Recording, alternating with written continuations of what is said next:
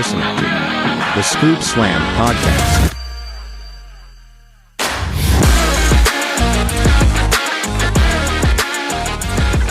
Hello, everybody, and welcome back to the Scoop Slam Podcast. We are in the heat of summer, and we've got SummerSlam on our heels, so we got to break that down today, as well as some big news coming out of WWE. And as always, I'm Micah, here to break it down with me, the historian of the Scoop Slam Podcast. You can call him a lot of things, but you got to call him Mr. Slam. It's Ryan. Yo, Micah, ready for the biggest party of the summer, here to review not one, but 2 nights of SummerSlam. And it's always great to be here by your side in the co-pilot seat.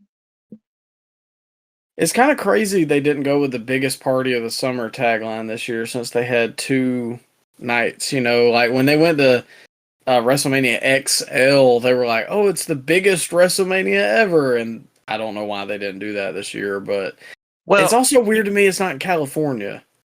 Yeah, LA did just kind of encapsulated the whole SummerSlam theme. I like when they went to Brooklyn all those years. That was nice too. But yeah, you can't have the biggest party of the summer and then have it 2 days in a row, Micah. Wouldn't you have to call it the biggest parties, plural, of the summer? Well, I guess that's a good point. Yeah, you can't have a party one night and then no party the next night. You gotta have a party twice. Not to bring them up too early, because we're going to get in. Well, let me rephrase that. We're going to talk about him later, but the best SummerSlam commercial ever is Brock F5ing the shark.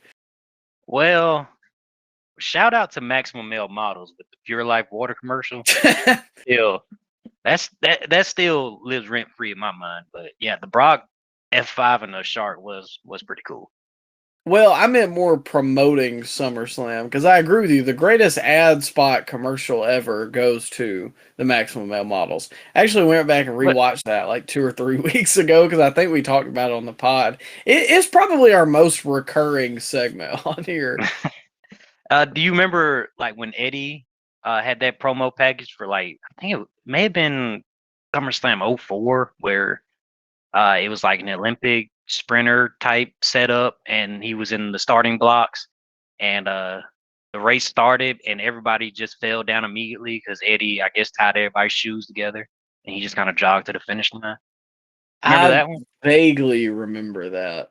That one was good too. I like that one. Well, before we get into the biggest parties of the summer, some big news from WWE today. I'm sure most of you have heard about it, but WWE signed a deal with ESPN, RIP the WWE Network and the Cock. But I got some details here for you, Ryan. Yeah. So this is from Deadline.com. ESPN will launch its long-awaited new streaming service on August 21st at the price of $29.99 a month, bulking it up with WWE events and expanded NFL rights. Yeah, $30 a month. I hope they have a lot of good content on there. $30 a month. That's a little steep. Yeah. That was my first, that jumped off the page to me. Because we know that the NFL, they slut themselves out to everybody, man. So you got to buy like 5 or 6 services to watch the NFL games. So I know ESPN gets the Monday night game. So are we going to see the Monday? I'm sure we will. But they got to offer more than just the Monday night games. We're going to need at least a couple Sunday games to justify that price. They have a lot of college football games. Hopefully that comes with the package too. But I don't know, bro. Nowadays, I'm never too sure, because whenever you think you're gonna be able to watch something, you boot up the application to watch it, and then all of a sudden, oh, they ain't got that no more. You gotta go to this other streaming service, and it's just like I just miss cable so much, Mike. When everything was just right there. Now we gotta buy the Hulu. We gotta buy the Netflix. We gotta buy the Cock. Now we gotta get this ESPN Plus thing. And they just got Red Zone too, and so I'm sure that's gonna be there. But it's like, man, And I heard that, if you get YouTube TV or whatever, like, you don't have to pay any extra. But I mean, Jesus, dude, YouTube TV is $80 a month. And you don't even Oof. get, like, the Netflix exclusives or the HBO exclusives. Like, my God, it's just ridiculous. But I do have a statement here, Ryan, from Triple H. I thought that you would like this. This is about the ESPN deal. It says, WWE's great, big, beautiful deal with ESPN. Many are saying it's wonderful. Best deal. Great deal. Make wrestling great again, Ryan. They're saying it's the best deal in wrestling. We'll pay even more. $30 is very generous. Great, big deal. Yeah. I stole that from Patrick the Heel on Twitter, but that really made me laugh today. And in light of everything this weekend, I felt like it was fitting. Timely. Yeah, it's very timely. Hey, on another note, did you know they got rid of the physical fitness test? I didn't know that.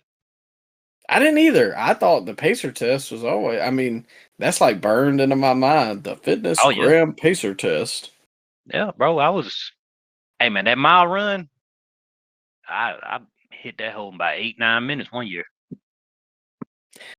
I used to I was pretty fast as a kid, but I always sucked at push-ups. Now I could do the freaking toe touch, whatever. That was good, but nah, I could do the sit-ups, but the pull-ups and the push-ups, oh man, I was gassed at about. I could probably do about 15-ish push-ups as a kid, but pull-ups, oh bro, if I hit one, no. I was proud.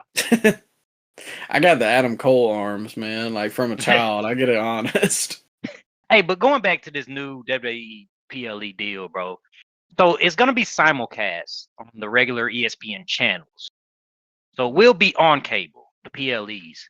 But my biggest concern with this is, what are these PLEs gonna look like when they're on cable TV? How many ads are we gonna get? That's a great question. And like,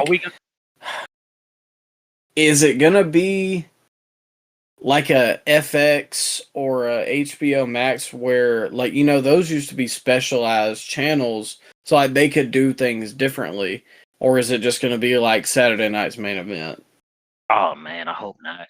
But are we gonna get the commercial-free version if we spend that $30? That has to be one of the selling points of buying the PLEs is, well, you get it without all the ads. And I'm sure if you get it on the cable service, just not buying it, you probably get bombarded with Slim Jim and the Cody Rhodes vodka and the Minute Maid Real American beer. Well, Real American beer, yeah. Is that what the future of PLEs is going to look like? I really don't know. And it also kind of, well, I was going to say, it kind of opens the door to, like, are we still having 5-match cards? See, I'm fine with the 5-match cards if we can just get in and get out, bro. But I have a problem with them filling up these 5-match cards with so many ad breaks. That's where I lose interest when you have a match and then the next 30 minutes are ad breaks and emotional material. That takes away of the momentum of the event. Like you're kind of down for the next match, especially if you're riding high coming off a great 5-star match, and then you got to just sit there and, like we said, getting bombarded with ads. That drives down the whole quality of the product.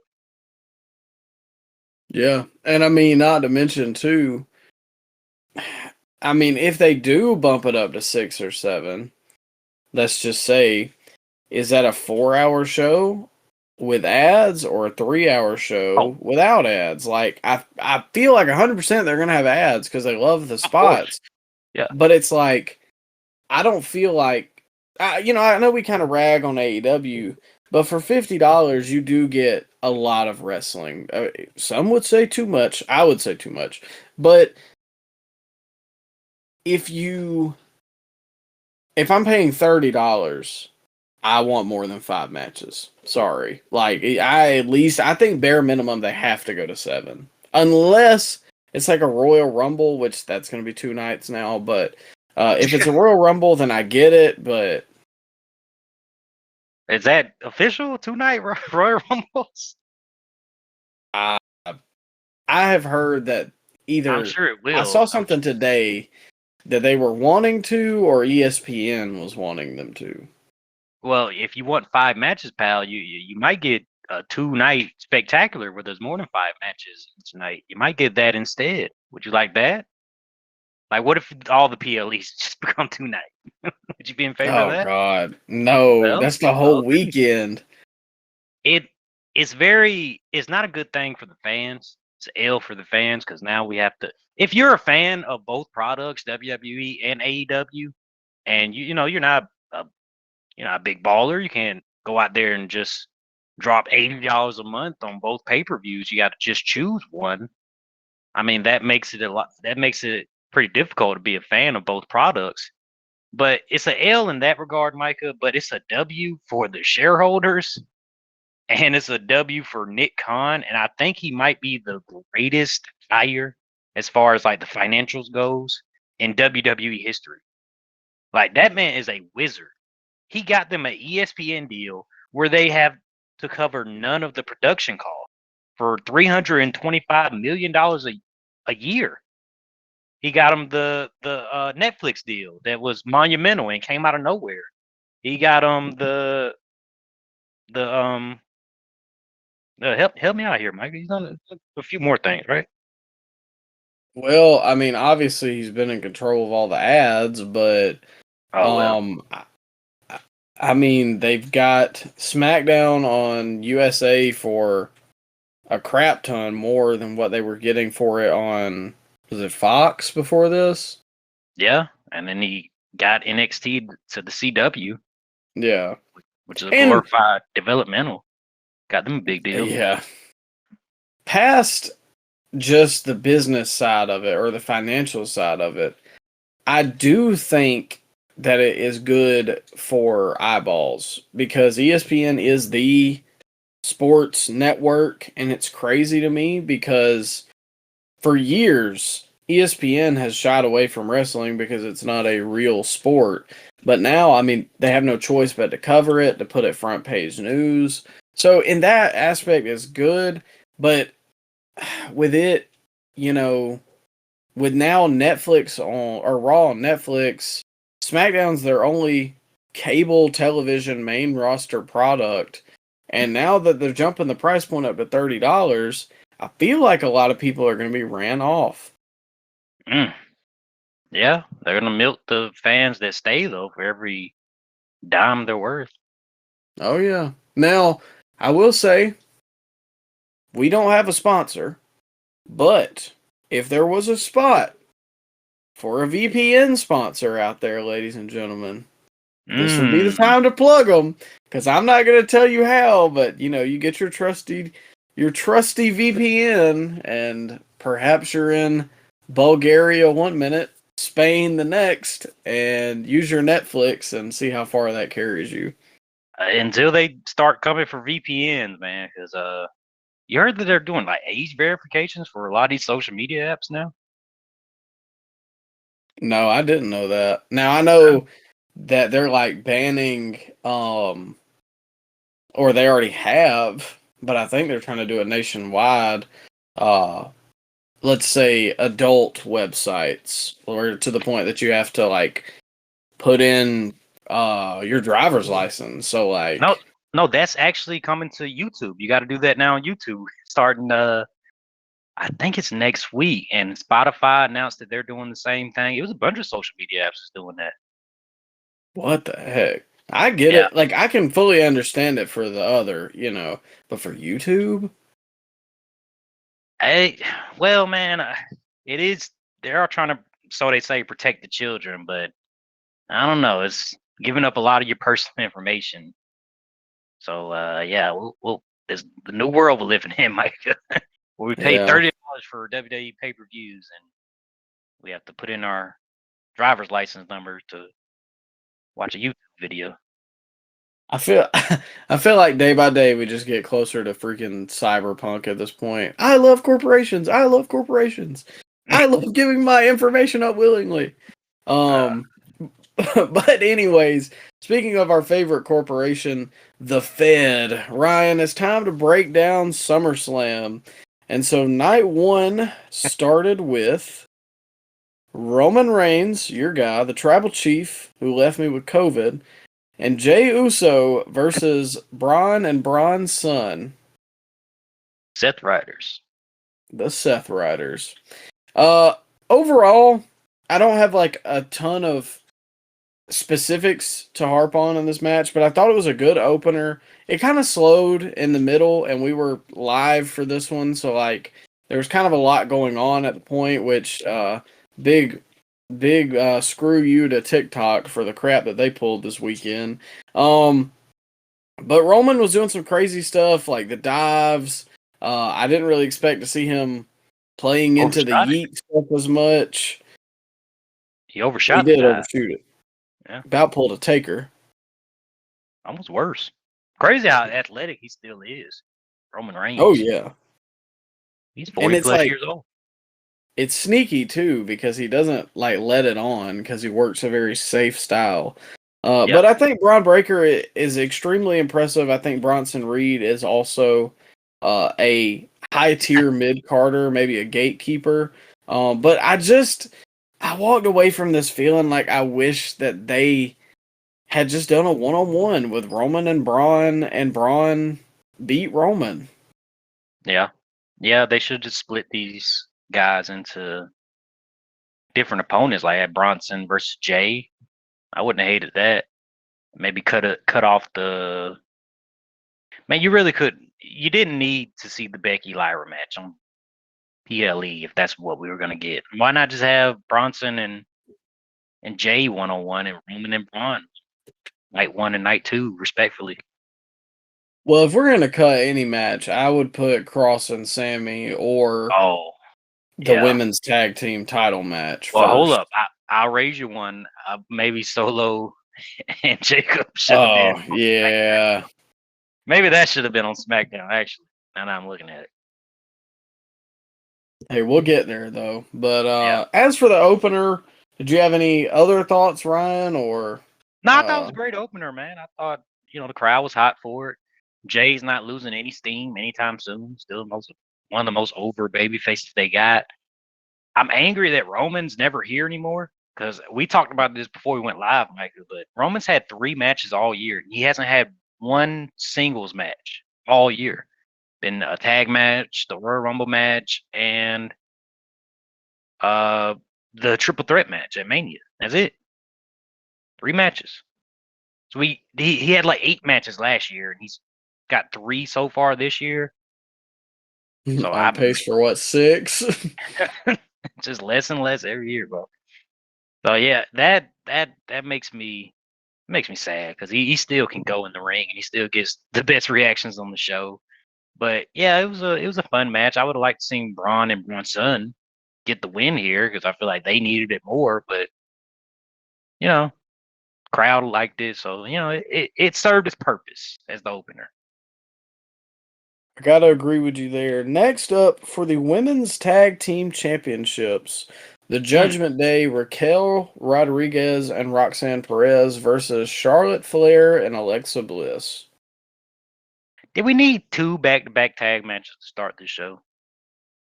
No, we already have another tag match on the show, and then a TLC match on the next night.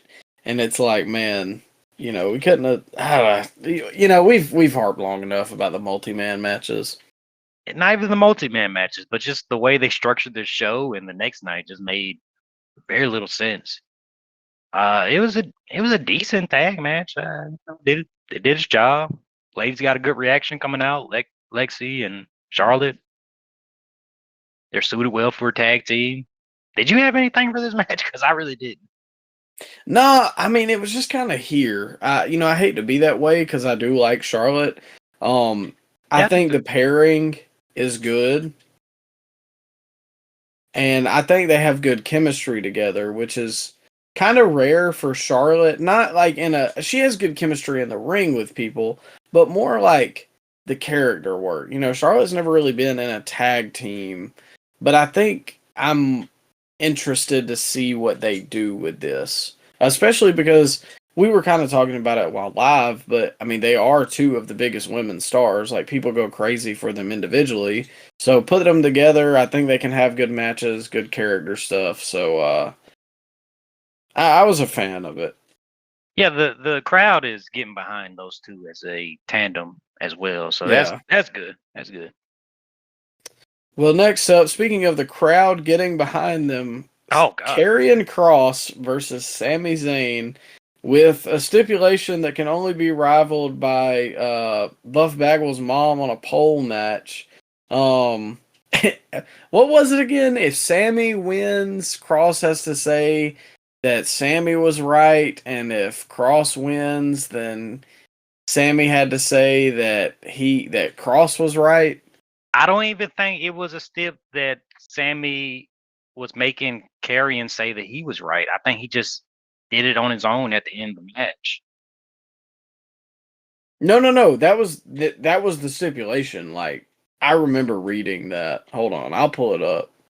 I could have swore that the stip just was if Cross beat Sammy, then Sammy has to admit that he was right. Let's see here. So it says, Maybe I'm wrong. had Maybe I'm wrong. had Cross won, Zayn would have to would have easy for me to I don't know. say would have had to admit that Cross was right. That Zayn was not a good person. Who wrote this? Since Zayn won, Cross had to admit that he was wrong about Zayn. There's a lot of that one Was that got me. official? I don't think that was. It's about as confusing. I remember reading it and I was like, huh.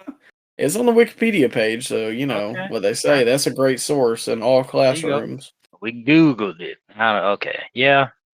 Man, Cross. I don't think Cross is. Maybe Cross is just like needs a different style. Because whatever he's doing in the ring, man, it's not helping this case. He gets so many big reactions in the backstage segments, and when he's not on screen. When I don't know if you caught that clip where Triple H was doing the press conference or the post show, and the fans were chanting, "We want Cross." They were chanting that, but where were those chants during the Cross match? where was that at, Exactly. Mike? They sat on their hands. And that's what I don't understand, because like, I've made TikToks about it and had people in the comments, and it's like, dude, I'm sorry, it's nothing against the guy personally. No, most of what we say on here is nothing personal to these guys, just wrestlers or entertainers. And Cross is just not a good one. I mean, there's a spot for him on the card, but ultimately it's to put people over. He is not going to be a main eventer, and I'm kind of sick of people kidding themselves because they're like, well, if that's what the fans want, then that's what they should get. That's not always true.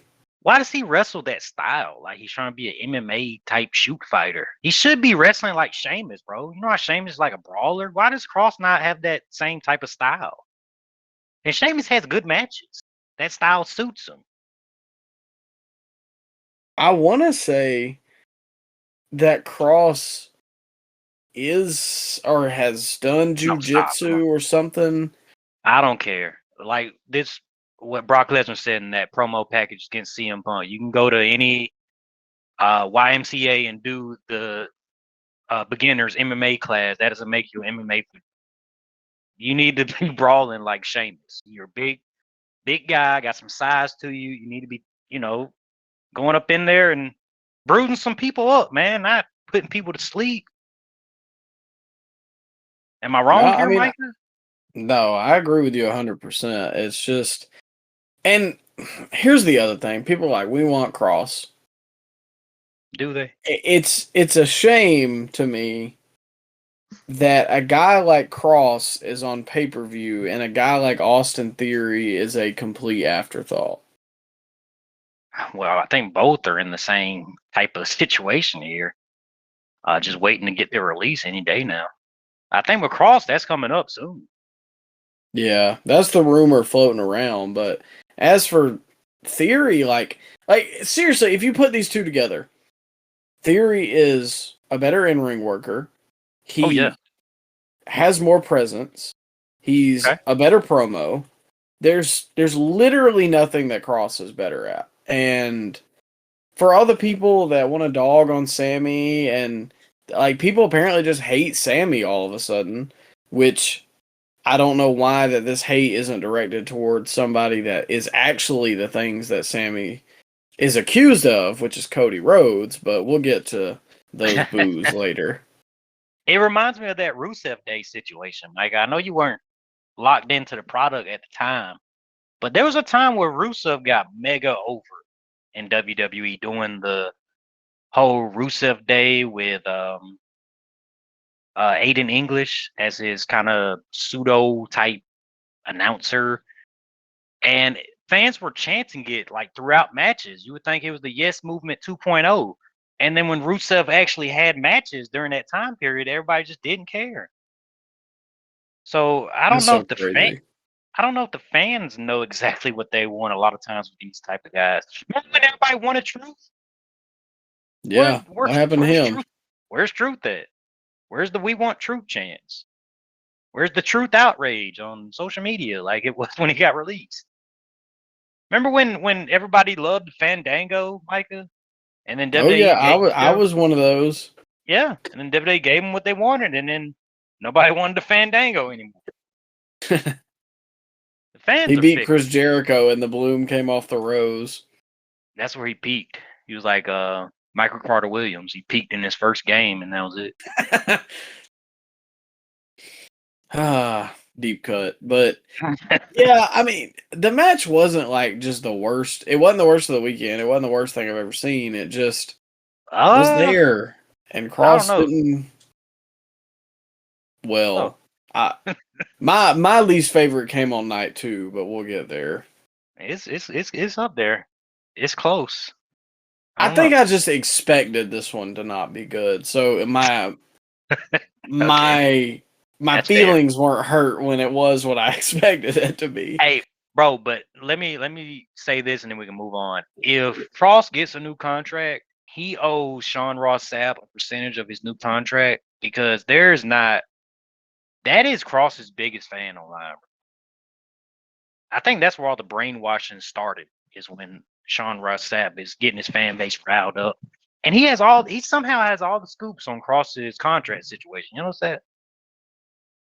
Oh well, I think we said on the Saudi show about the relationship that Cross and Sean Ross Sapp have, but Maybe that's why Triple H ain't gonna give him a new contract. He figured out who the leak was.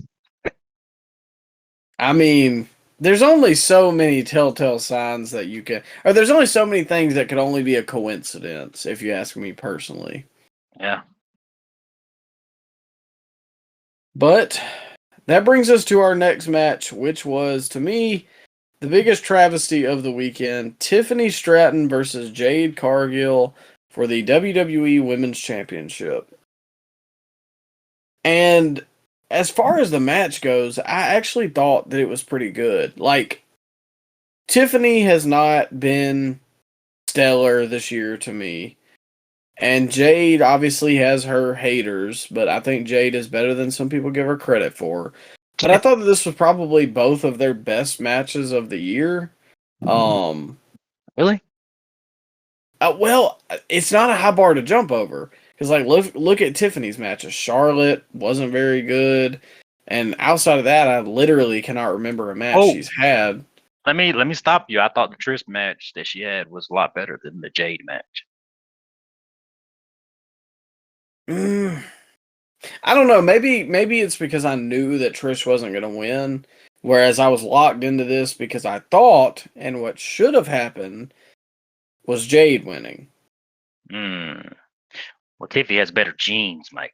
So that's that played a part in this finish. Now let me. I actually do think Jade is a better in-ring worker than Cross is. Then Cross, Yeah, which you you wouldn't think that by reading the online comments, but when you actually watch the matches, bro, I think Jade is a better in-ring worker. Yeah, I do. I'm definitely more interested to see Jade than I am Cross, just immediately. Yeah. Yeah, see, I mean, maybe it doesn't hurt her that much because this is the first time Jade took a pinfall loss 1-on-1, right? In WWE. That sounds right. I think didn't no, she beat Naomi. So This yeah, I is her, think you're right. okay, so this isn't the end of the world. She can come back from this. I think one of them's gonna have to turn heel for them to keep this story going, and I hope it's Jade because I'm sick of Tiffy. I want her to. Her title reign should have ended months ago, for being honest, but it was fine. It was like 7 or 8 minutes. Didn't overstay his welcome. It was there. Jade looked like $1,000,000, like always, and like you said, it was a fine match. Did its job. It was there. I'm over Tiffany, man, and Oh yeah, I don't see what they gain by beating Jade. Like if they were not gonna put the title on her, I don't feel like she needed to win Queen of the Ring or even be in it. Like but what if the I heel don't know. turn is looming, and then we still got one person that's injured on SmackDown that would make good TV if she came back and feuded with Jade, Micah, and that's Bianca Belair. And if you're gonna have those two feuding, one of them has to be heel. And the one that has to be heel is obviously Jade Cargill. What is Bianca injured with? Because I feel like she's been out forever. She broke a few of her fingers at WrestleMania and they didn't heal properly. So I think she had to have surgery not too long ago because they weren't healing on its own. Jeez. Yeah. She's sorely missed, that's for sure. Yeah. She'll be back though. She'll be back. Well, speaking of things that I don't think I'll ever sorely miss, next up was Jelly Roll Oh, and come Randy Orton versus Logan Paul and Drew McIntyre. on. You didn't like this? Um, I This was think poor. that I think that Logan and Drew deserved all of the money that they paid Jelly Roll and Come Randy on now. Orton. This was very sports entertaining. You can't say that you hate this. It's what wrestling is all about. And you know what? That little spot where Jelly Roll got injured and getting walked up the ramp, he makes that look back, and then the crowd just goes insane when he charges back to the ring, bro. That's what wrestling is all about. You are burying this match when there was our favorite things in professional wrestling, Micah, is hype moments and aura, and that's what this match had. Hmm. There was some there was some Hype moments, moments, all right. hype moments and aura. You remember that frog splash off, off the Logan Paul hit the frog splash to Jelly Roll off the ring post. Ring post. He did the splash, Micah. He had the prime energy drink in hand. You remember seeing that? You like that, right? I did like that. That's what I'm saying. I There you think go. Logan and Drew did a great job. I think Jelly Roll was there, and ultimately, I'm happy. I'm happy for the fan in Jelly Roll who's getting the opportunity to do something that we all wish that we could do. Sure, but I'm not gonna sit here and say that Jelly Roll was like a Bad Bunny or Logan Paul in there. And Randy does the same thing that Randy always does. But Logan Paul's a lot older than Bad Bunny and Logan Paul. I think Jelly Roll's like 43 years old. He's up there. And he just lost like 80 pounds doing this, Micah. So I think we may have put our Well, expectations a little too what? Go ahead. I think he lost 80 pounds doing something else. Oh well. Allegations. And like Triple H said, allegations are just allegations. But my thing is, Micah, maybe we put our expectations a little too high. I mean, he did hit a pretty cool boss man slam. You see that? Boss man slam? Okay, I did like Yeah. that. Hit a cool choke slam. I don't know. it just wasn't for me. Like, And he I took love the Bad Bunny match. Like, it's not just celebrities, but I just he took the pin too, bro. Like, how many times does celebrity take the pins in matches? When's the last time that's happened? well, I Can you don't, name a honestly don't time? remember. Outside of Logan, That don't count though. yeah, because he's a little more than a celebrity wrestler. Yeah. I would. Yeah, Bad Bunny never lost. Even going back to WrestleMania 1, bro, they protected Mr. T. They didn't have him lose. What about Stephen Amell? I think he beat Cody. I think he beat Cody Rhodes with help from Neville. Dang. Okay, never mind then. I thought he Yeah. lost. No. Did he? Wait a minute, hold up. Now I gotta look it up. Well, let me Google Did it. he? What did he do at No, WrestleMania? no, he wasn't. Well, he was at WrestleMania 29 in MetLife Stadium, by the way. Well, that's his stomping grounds, or should I say breeding grounds. Oh, come on now. Stephen Amell. Maybe you are right. Maybe he did beat Cody. Well, here this says that he and Neville defeated Barrett and Stardust in a tag team match, and Oh, okay. There you go. that was at SummerSlam. So There you go. yeah, I Okay. guess he did win. Yeah. So they don't. WWE never really has their celebrities take pins. So I thought that was pretty surprising. And shout out Jelly Roll, man. He worked hard. A lot of people were saying that he damn near lived in the performance center to get ready for this match. And I think it was the jabroni from the D'Angelo family. Stacks, you know what I'm talking about? Yeah, He sent out a tweet that said that Jelly Roll has that Mamba mentality because a lot of D1 athletes tapped out after doing a few bumps in the ring, and then Jelly Roll broke his finger literally day one, and he continued to show up every single day. So shout out Jelly Roll, man. He worked hard for this match, and the crowd was as hype as they were for anything all night during this match, and you cannot deny that. I can agree with you there. But let me ask you, Ryan: is he a better wrestler or artist? Uh, well, I'm not a big fan of his catalog and music, but I guess I'd give the edge to his music because I think he won a few Grammys this year. I think, didn't he? Yeah. Dude, I hate to be this way and put anybody on blast, but Jelly Roll just reminds me of a lot of people. Like, the music that he makes, I think, fits a lot of the people that I'm related to that I don't talk to on purpose. He makes music for parents that don't have custody of their kids. Yeah, quite literally. So, Yeah. yeah, I'm not a Jelly Roll fan, but I mean, again, like, I shout out to the guy who's getting to live his dream. I would, in the same, if I was in his shoes, I would do the same thing.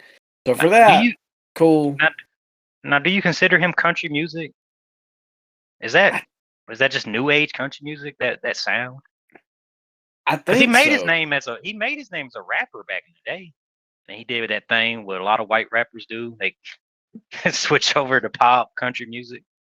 Hey man, leave my goat Post Malone alone. Hey, bro, Post was in his bag in 2016. Now I don't know what he did, but Whoa, yeah. whoa, See, whoa! I'm not a country fan, but the Post Malone album was pretty good. which one? Are you talking about the latest one? Yeah, the country album. What was it? Now, Beer I mean, it's pong no. something. What was the Yeah, name I of was about that to say album? it's no beer bongs and Bentleys, but There you go. that one was goaded right there. that daggum yellow background with the barbed wire always lives in my head. Like There you go. I can picture that album cover.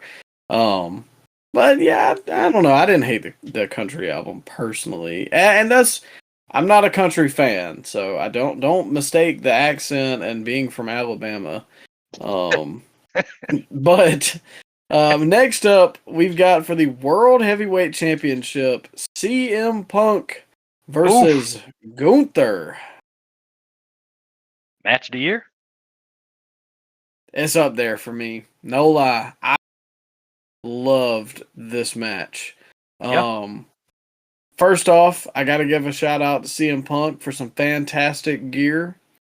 Not sure if you caught that, but yeah, definitely was throwing some homage to the new Fantastic Four, which is great and better than Superman, and you should go see it.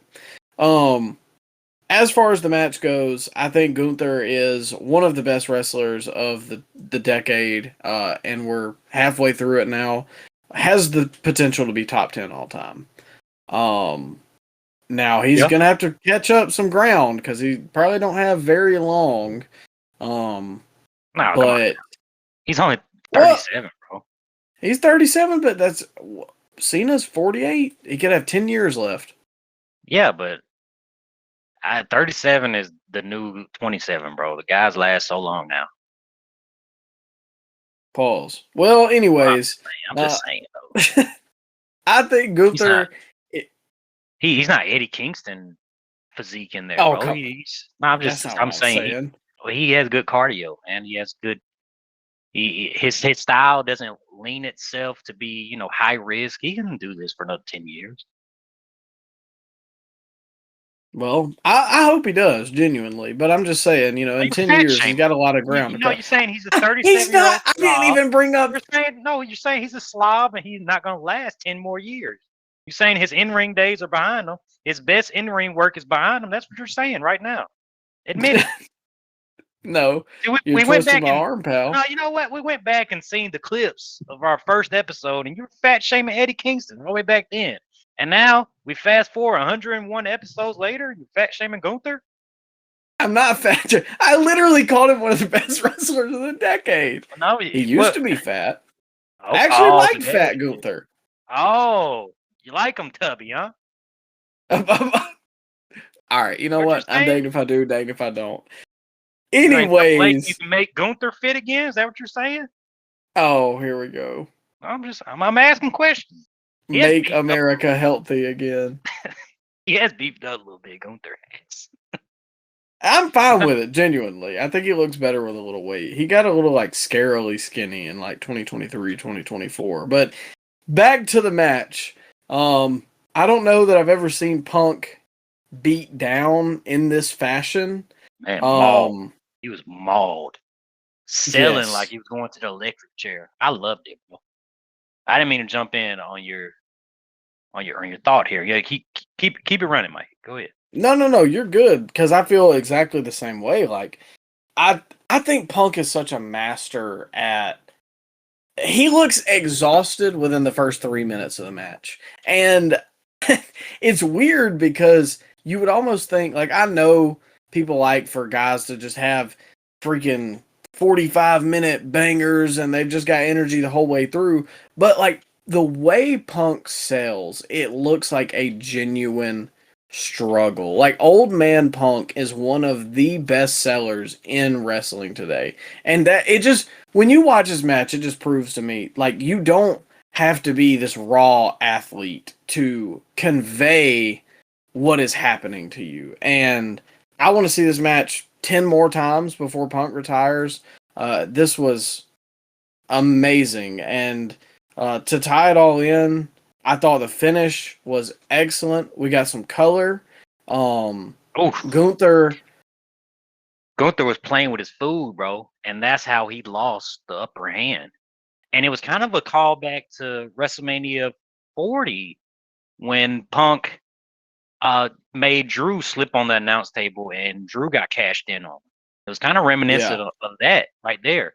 But that was the only way CM Punk could get the advantage.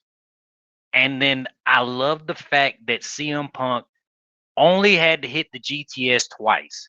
And one of the times the GTS didn't even make Gunther go down. Just masterful storytelling. And, I know that, like you were saying, a lot of people like the bangers.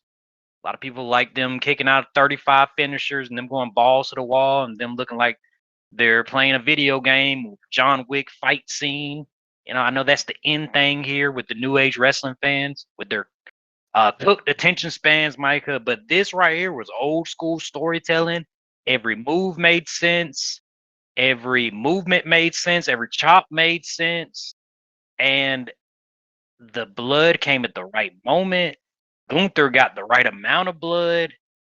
Oh yeah. And bro, it's just everything that you would want out of a great title match.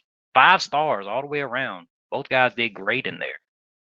100%. And two, I don't you're a little better with the memory than I am, but I don't think that Gunther has ever bled before, correct? I don't recall it. I mean, I know his chest bled a few times, because a lot of his opponents like to chop him back after he chops them, but I can't recall it. No. I remember he But made so Jimmy bleed earlier this year, but yeah. yeah. But I thought they told a great story with the blood because Yeah. first you can always tell the story with, well, the blood's in the eyes, you can't really see as much. But it was like Gunther, he remembered that he was human almost. Yeah. In that moment, it was like, oh God. Like he was freaking out because he was, he Yeah. had the Crimson Mask going, and Punk took advantage of that. Like, dude, I kid you not, that is one of my favorite matches since we've started this podcast. It was so good.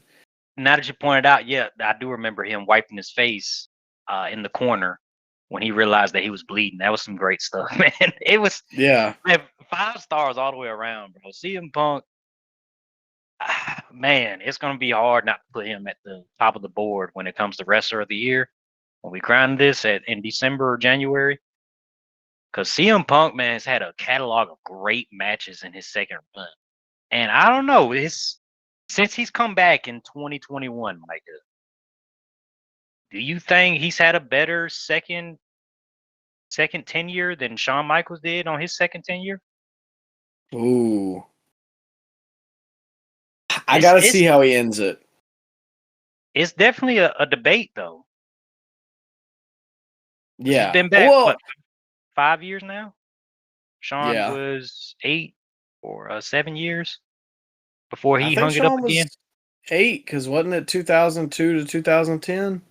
Yeah, but it's So, definitely it's an argument, man. He's had some great yeah. matches. I gotta see how he sticks the landing, because Sean's landing was like one of the greatest of all time. Um, so we're not talking about Saudi either. That didn't happen. That was a pocket universe. But I don't know. He's told like some of the best stories in WWE of the last 25 years. I think he's still arguably told AEW's best story.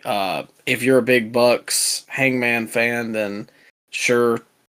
But even then, I would still say it has to be top 3 on every list of what AEW has told as stories. The Drew stuff, this Yeah. match, like there's so much good stuff Punk has done in 4 years, and I In don't fact, really know how much longer he has, but I'm truthfully not taking it for granted. I would put the Drew CM Punk storyline up against the Bloodline storyline as far as the best Triple H book storyline out there. So you could say that he had the best WWE story in the last 20 plus years. Yeah, I don't. I could be. I would be willing to hear that argument, like those two compared for sure. I think the Bloodline is. Triple H also can't take all the credit for Yeah, that, but he can take all the credit for the Punk stuff. yeah, yeah. I agree. And then Oof. somebody had to come out and ruin it. How happy were you when CM Punk got the win, though, bro? I was ecstatic. And then I heard that the ooh, and at that moment I knew it was over. It was all over. Oh yeah. Even when he came out with the crutches, bro, I was like, all right, he's about to drop them things. Here we go. And he I did. was expecting it, but We called it. we did. I still was in denial, man. I didn't want it to be true. And honestly, the way Punk was like holding the belt and like he was crying. it reminded me of when he won the belt in 2022 against Paige. Like the same way he was like sitting in the ring and everything. And I was like, man, what a crazy like full circle. And then Mr. Freakin has to come out and absolutely rip our hearts out and stomp on them, no pun intended. What a visual when he dropped those crutches though. Yeah, I have to admit, as much as I hated that it happened, it was kind of predictable. Obviously, we predicted it, so I think most people expected it. But I still think it was a great job from both guys. Yeah, but don't you fault CM Punk for not hopping out the ring? He had all that time. Oh yeah, but He dumb babyface syndrome. Why didn't he just hop the guardrail like he did when Alberto Del Rio was about to cash out? Kick him in the head, leave. Yeah, there you go. Why didn't he do that? I don't know, man. I don't know if we ever get a Punk World Title run, but well, we got seeing the potential there for those nice 4 minutes. It was glorious. It was nice. Yeah, it was. Yeah. Is this vindication for CM Punk cashed in on Jeff all those years back? Because this is the first time CM Punk's been cashed in on. No, because I think this is the first time that I've hated a cash in as much as I hated seeing Jeff Hardy get cashed in on all those years ago. I was such a big Jeff Hardy fan, man. I hated CM Punk as a kid. How does this cash in rank to you? Would you put this over the heist of the century? No, not at all. I don't know. I could be swayed. This was a great moment. I mean, I didn't like it as a fan, but it was a great moment. I think the heist of the century was much more unpredictable. Like, you wouldn't think that they would do that in the main event of WrestleMania. Hold up now, pal. I was calling it back then. I was just a young 17-year-old. I called it back then. Just seemed like everybody was counting out that Rollins still had the briefcase and he could save the main event because nobody wanted any of those guys to win in the main event. Nobody wanted Lesnar to win. Nobody wanted Reigns to win. And Seth Rollins was still looming with that Money in the Bank briefcase. Nobody was saying anything about that. But hey, pal, I was calling it back then. Well, I was kind of getting out of it. I think that was the last WrestleMania I watched live for a while, and it was unexpected to me, but I also wasn't extremely tapped into the product. But yeah, I don't know. I'd have to really lay them all out and Would you put it above the Ziggler cash in at least? No, God, no. Oh, come on, man. What? So this ranks. Is this even in your top 5? Maybe top 5. I wouldn't put it over Punk and Hardy. I wouldn't put it over. What about Edge's first cashing? Oh, I think you got to give the nod to that one because it was the first one ever. Oh, okay, come on, man. God, is this out the top 5 for you? No, that puts it squarely. No, that puts it squarely at 5. Now I do hate Seth Rollins. Yeah, this was a great moment. You're downplaying this moment, but I mean, the visual, the shock value, even though we were calling it, but it still was. I don't see. That's the thing, though. I don't think there was a ton of shock value. You don't think it was plenty of shock value? I expected it. Like when he came out with the brace on and limping around, a lot of people thought that was it, man. That he was just gonna do a little stare down and they were just gonna move on. Nobody thought that he was gonna drop the crutches and run all the way to the ring. I don't know. Maybe I'm blinded by my Seth hatred, and a lot of people. Oh my god, dude! People were getting pissed online because I was like posting stuff about Seth, and people still comment on the video where I said he's overrated, and he still is. And let's see how those Raw ratings are about 3 months in this World Heavyweight title reign, and we'll go from there. how do you make this storyline last until WrestleMania if that's the plan? How do you do I that? don't know. You might as well call Punk Mr. Fantastic for his ability to make these freaking feuds stretch. Bro, there's no like they would have to do an injury angle. And at this point, with CM Punk on the back nine, I don't want to see him gone for 7 months. Yeah. So maybe we can end this at no, that'd be too far in advance too. I don't know. What's the next PLE? Clash in Paris? Yeah. But I don't think they're going to end it there. I feel like God dang. at Really? most, I feel like we get, or at least, I guess, I feel like we get Survivor Series. And I don't know, maybe I'm holding out hope for a Cody Punk match at WrestleMania.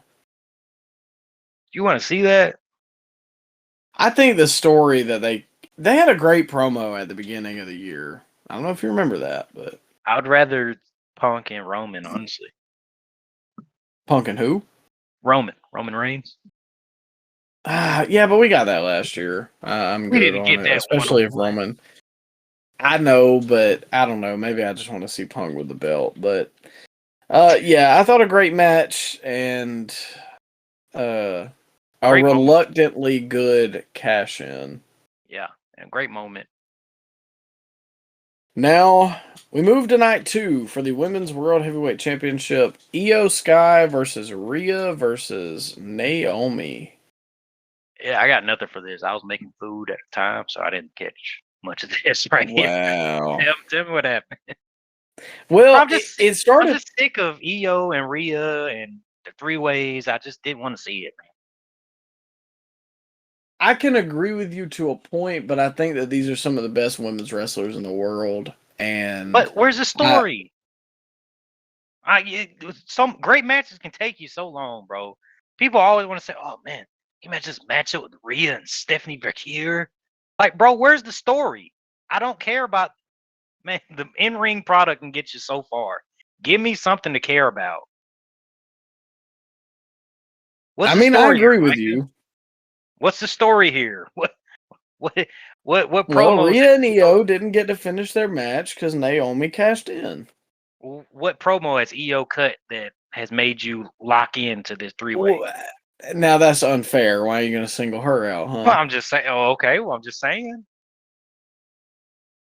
People want to say she's the best in-ring worker in the whole company. She's the best wrestler in the company. Okay, No. well, talk me into the building. No, people do say that, man. I know, but I'm still putting Rhea over her, despite people's hate boner for Rhea, apparently. She don't But cut good promos. anyways, oh, come on. She's better than most. Hey, like we say on the podcast, is that a high bar to jump over? All right. Well, it started a little slow. I was worried initially, but it picked up towards the end and became a really good match. I still think that the ladies are running it in terms of match quality on these PLEs, in terms of just the upper echelon. Because yeah, we had Punk and Gunther, but look at our main event on this night. I really liked this. It had a lot of false finishes, but ultimately, the best lady won, and that was Naomi with a great heel finish, stealing the win. And yeah, I mean, I think you should go back and check it out. It was one of the better matches of the weekend. I'm glad you liked it. Well, on to the second best match of the weekend for me personally. For the SmackDown, or what is it, Oh. the WWE tag team titles, or World, or Heavyweight, whatever. A TLC match between the Street Profits, the Wyatt Six, Fraxium, Andrade, and Ray Phoenix. And I'm drawing a blank on the other two. The Motor City Machine Guns and... Who am I forgetting, Ryan? Wyatt Six? Oh, DIY. Okay. How could I forget that star-studded team? Yeah. Well, With the TLC gods sitting at ringside. They had Bubba and Devon and Jeff and Matt at ringside. where were Edge and Christian? Who? I'm sorry, Cope. Oh, I think he's on Wednesday nights. It's fun over there. They have a lot of fun over there. He's able to tell stories over there. But anyways, I think it's still weird to see the Motor City Machine Guns of WWE. Just because like it feels like they've been around forever. I remember watching them when I was a kid, and they really only look like they've aged like 5 years. But they're still great. I don't think I'll ever get fully used to seeing them there though. Just a couple spots going down real quick. I thought the Axiom Spanish fly through the table was absolutely nuts. Brutal. I thought Candace was about to pull a top dollar and break her leg with the way that she fell through that ladder. Why did she go stomach first? Well, that was probably the safest way you could take that. But why? Like, well, I don't know, man. I think if you took it back first, you're risking whiplash. Having your head snapped back.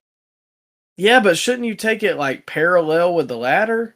So like you kind of fall on your butt? Well, then you might get a splinter because those are wooden ladders, pal. I didn't know that till very recently. You didn't know that? You couldn't tell? The wood chips? I really didn't. You thought metal ladders snap like that? Well, I thought they like pre-cut them. Pre-cut them? No, come on. It was a nasty bump though that Candace took. Probably the scariest bump of the weekend, if we're being clear. But this match had a lot of scary moments, a lot of bumps that I don't know, man. When you put it up against the first TLC or the second TLC, it ranks right up there because they did a lot of innovative stuff in this match. Probably my favorite was with Ciampa actually foiling when Nathan Frazier went up top trying to spear him off the. Okay, I'm trying to paint this picture here. Ciampa was hanging from the carabiner type thing that they had the titles hooked onto, and Nathan Frazier hopped on the ladder to try and spear Ciampa off of that type of thing. And then Ciampa kind of did like a pull-up type thing and moved his entire body away from the spear, and he was just hanging upside down, like 20 feet above the ring, Mike. It was the damnedest thing I've ever seen in a TLC match.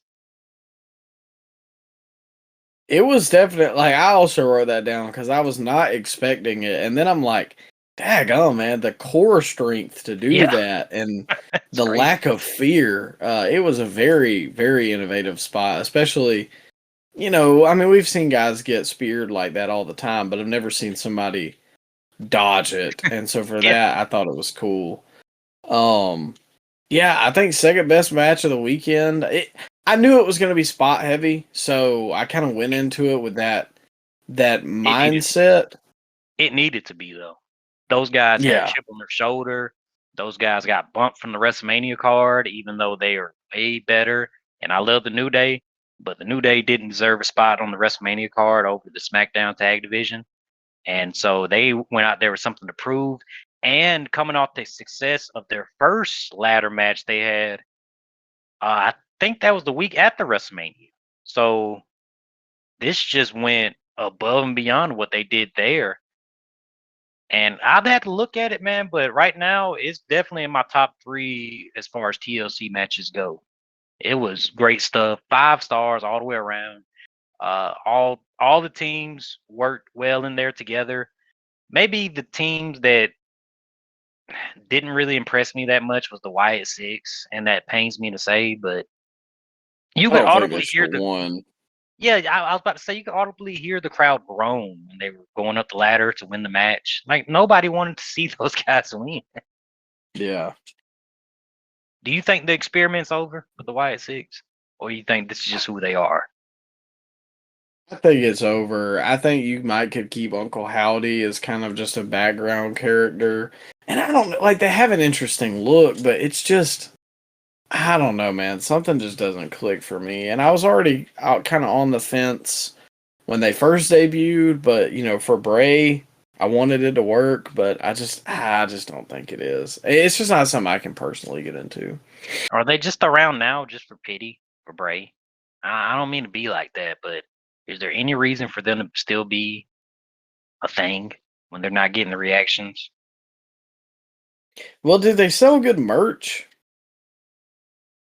I don't know what kind of merch are they selling for those guys. The lantern, I don't know. I mean, T-shirt. like, so I don't know if you know what Halloween Horror Nights is, Yeah, but yeah, yeah. I've seen it. they got the WWE stuff there, and it looks like they're adding like Bray into it this year, which is cool. So like, I don't know, man. It's a weird situation. Like you said, I almost feel bad, but I just think it's time. I just think it's over with. Now, I have to admit, retroactively, we've never reversed a Scoopy result, but I think Fraxium deserves Tag Team of the Year Oh, last year, and we snubbed them because they are well, excellent. we didn't catch we didn't catch a lot of their matches on NXT, man. I mean, that's true, but We didn't know their game, pal. yeah. I was telling you about them, but I really didn't watch a ton of their matches. But Well, they are I thought new age Brian Kendrick and Paul London. That's what they are. 100%, and I thought like, oh, these guys are like crazy small. It's not gonna work. But they pair them in there, like, and this is the kind of stuff. It sucks that this is the state of tag team wrestling in 2025, especially in WWE. I think that AEW in the past has told good stories with their tag teams. The Briscoes, FTR have had some excellent matches, but that's what you have to do. But then they've like dumbed tag team wrestling down so much because we already had two on the first night. But when you have guys that are all kind of around the same size, you can't really buy any of these guys individually outside of maybe Montez Ford. But we've always kind of sung his praises. But like all these guys are around the same size. They do these crazy spots to really get the people invested. And that's what these matches and the tag division needs to be at large. It needs to just be high-paced spot matches, but not crazy. There's a line, but I think they're doing a very good job with the SmackDown tag division. Well, I mean, a lot of people give the ladies a pass for not cutting any great promos or telling any great stories, and they just strictly want to see the in-ring product. Why can't the fans give the same grace to the tag teams? I mean, I agree with you. I just think WWE has placed such a lack of focus on tag team wrestling that people have been told to check out of it. SmackDown's been a lot better as far as featuring the tag teams, but yeah, I agree for the most part. If they would just, Yeah. like I said 2 years ago when they split the titles up, if they would just kept them at one division, we wouldn't have this problem. I mean, I'm starting to come to your side because that Raw division is horrible. Fun. Judgment Day. That's what you get, pal. And don't even get me started on the freaking New Day situation because I love the New Day, but Triple H, He does not my like God. But next up for the Women's Intercontinental Championship, Becky Lynch versus Lyra Valkyria. I was very confused with this match. Very confused. I'm not gonna lie, I didn't watch this one the most intently because I stepped out of the room and I came back when it was halfway through. It went on a while, pal. Yeah, There was no reason for this to go on 30 minutes. I think even the part that I saw, which I think was probably 20 minutes, was too long. Like by the end, I was like, okay. Felt like a humiliation ritual for Lyra. Bro, she got her ass kicked for most of this match and got handcuffed and kendo sticked, and then she came out, she being Bailey. Bailey came out to try and save Lyra, and she still like a goof in the end and lost. Yeah, that's what I don't really understand what this was trying to accomplish. I don't either. Who did this help except Becky? I thought I we was don't even building up really think Lyra it here. helped Becky because I thought that they had a better match at Evolution, and I was like, oh, okay, maybe Becky's back. And then in this match, I'm reminded why I haven't liked Becky Lynch for the past 3 years. Now, did you come back in the room when the zip ties got brought out? Were you here Yes, for and that? I came back in the room, or I was sitting in the room whenever her hand slipped out of the zip tie, and she had to put it What's back on, very in front of the camera. how does that work? How does that happen? How can you do that? Did she just like pretend they were zip tied together? Or they gimmick zip tied? How did that work? I really don't know because I mean I don't know how often you deal with zip ties, Ryan, but I do, and good luck getting them freaking things off Yeah, it was without a very knife or something. I mean, you can pressure break them, but I don't know how her hand slipped out of it and then went back in it unless she was just pretending that it was still held, but I feel like it would have broke off broke off at some point. yeah, it was very odd. And I didn't hate the homage to the Breaking Point Randy Orton John Cena match where Lyra kind of got handcuffed to the top of the turnbuckle, and then Becky, went to town and started hitting her with the kendo stick. But I don't know, man. This went on way too long. It was 30 minutes, bro. Yeah. And two, with all the other stipulations that we were going to have tonight, I don't know that this one needed this stipulation. Like, Not only that, but we had a handcuff spot in the next match. Like, who yeah. who thought that was a good idea? It honestly, like, the way Night 2 was put together kind of reminded me of some of the AEW events we've seen in terms of just like so many stipulations, so many spots that just killed the other one. Because, like, at this point, I knew that the Cena match was not going to be as physical as this. But that doesn't necessarily mean that this one was good either. So I'm like, man, you know what the crap are Cena and Cody going to do? And, we'll get there, but I was not a fan of this. And it sucks because they had a great triple threat at Evolution, but. They did. This should have been like a last man standing match or something.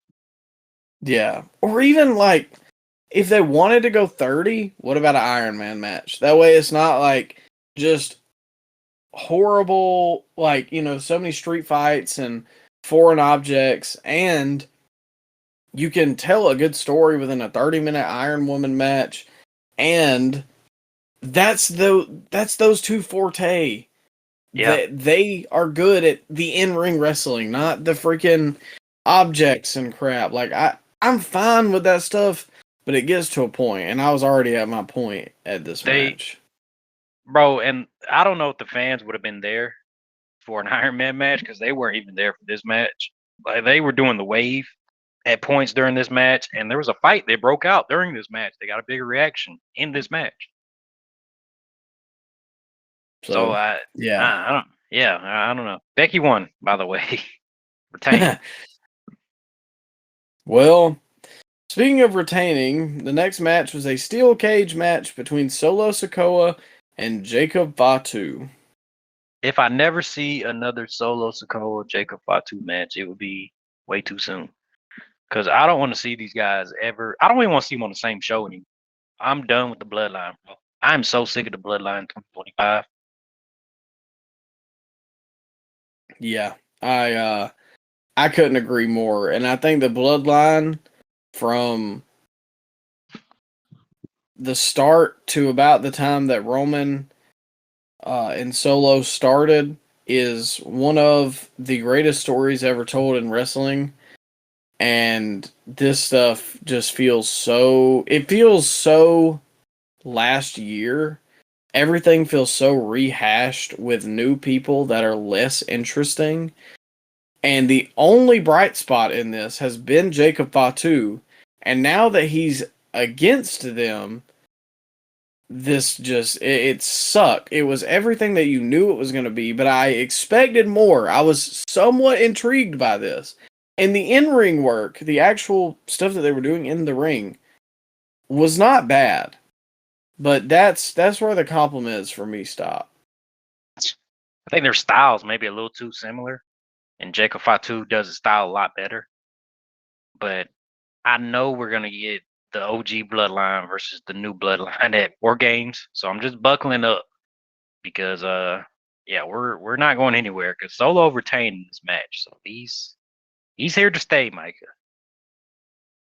Yeah, like you said, I put two similar styles, oddly paced, and then just weird spots. Like Jacob gets handcuffed, and They missed when then he broke the handcuffs off too.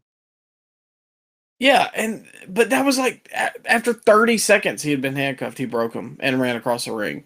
It's like what's the handcuff spot even for at that point? And then he saw Talatonga climbing up to him, like kind of reached his hand over there.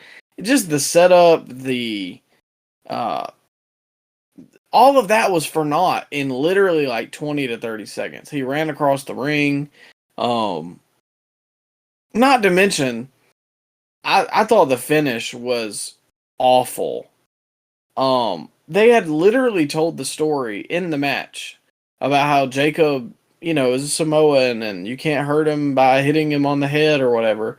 And so the finish is a big boot with the steel cage door hitting Jacob in the head, and Solo just falls out. Anticlimactic, yeah.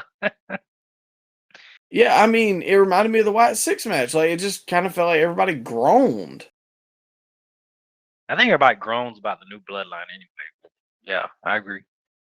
And I really don't like. I really do like Solo, it's just the fact that he doesn't branch away. I don't get that. I still don't understand why you're such a big fan of him. Is it because he does the ha-has? Is it because he's a funny guy? Because the in-ring work isn't there. I think he has a personality. Okay, well, that can only take you so far. You got to have both, pal. I don't know. I feel like I need to see him outside of. Is he your cross? Is that what it is? Oh, come on. No, I just think I need to see him away from the bloodline stuff. And then the last tipping point for me, I was already done with the match and thought it was the worst of the weekend. But then we get the moonsault off the cage after the match.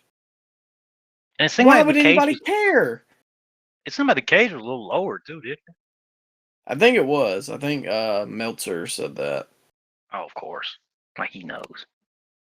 Is he there? Well, he's the insider. Oh, well. We're insiders here. Yeah, well, Alvarez was measuring his hate boner for CM Punk over the weekend, but anyways, stinky match. We'll move on. For the Men's Intercontinental Championship, Dominic Mysterio versus AJ Styles. It's probably the most forgettable match for me this weekend, bro. I remember it was the Eddie Guerrero tribute match, but that's about it. I was a little higher on this. I actually thought this was pretty solid. It was it was there, but it just didn't leave a lasting impression on me. I thought it was in the upper half of the better matches on this entire weekend. I thought it was a little silly that the referee turned his back and then Dom hit AJ with the boot. I mean, that wouldn't be a DQ. He didn't need to do that. It's part of his wardrobe, so I don't. Yeah, but he's using it in a fashion that would be how? It's part of his wardrobe. He's bluntly hitting him with it. Well, so you can't hit a big boot in a match? No, you can, but that's a move. Well, that was a move too. I don't know. I didn't mind it. I thought the AJ entrance was really cool, and then his gear I thought was a nice throwback as well. And obviously the chair shot, you got to mention that. Just because they don't do it very often, and obviously for Dom, doing that. Shout out to his real dad, Eddie Guerrero. I thought it was a good match. I think AJ's been doing pretty good work with the feud too. Yeah. I still did want AJ to go over in this match, but it was there.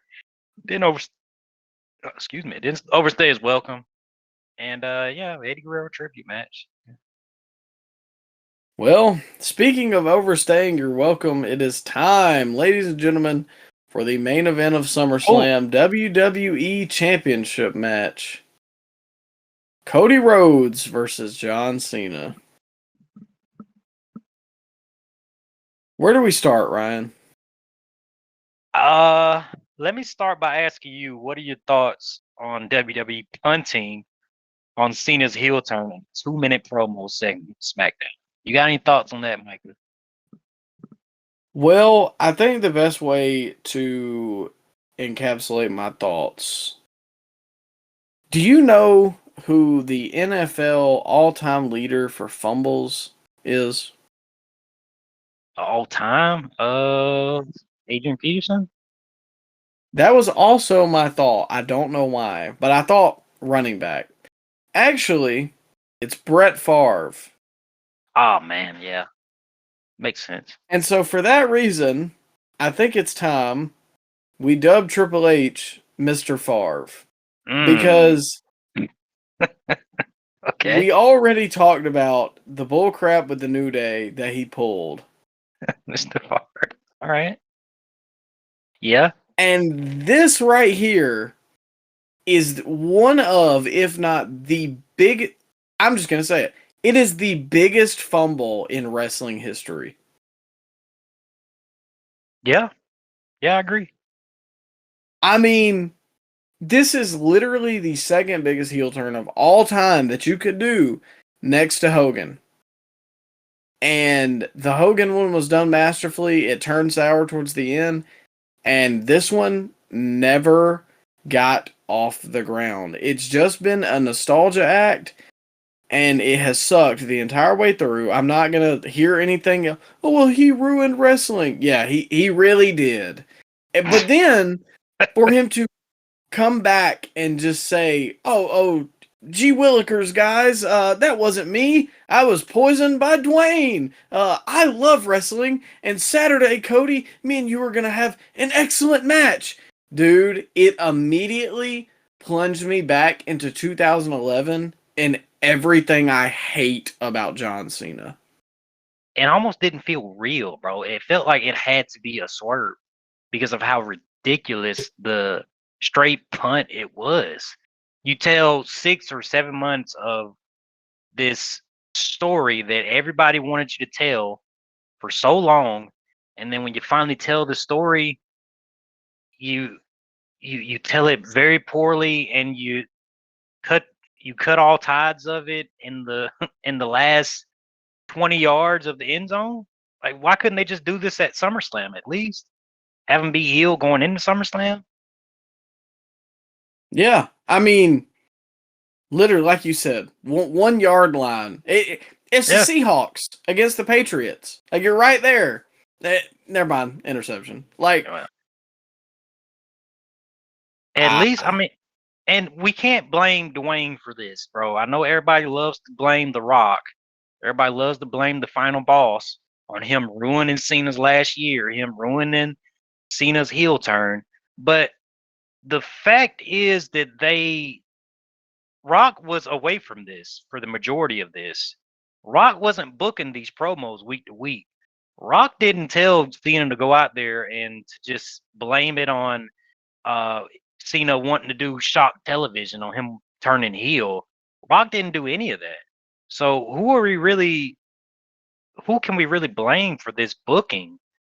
I think maybe Triple H gets 70%, but John Cena has to take some blame for this.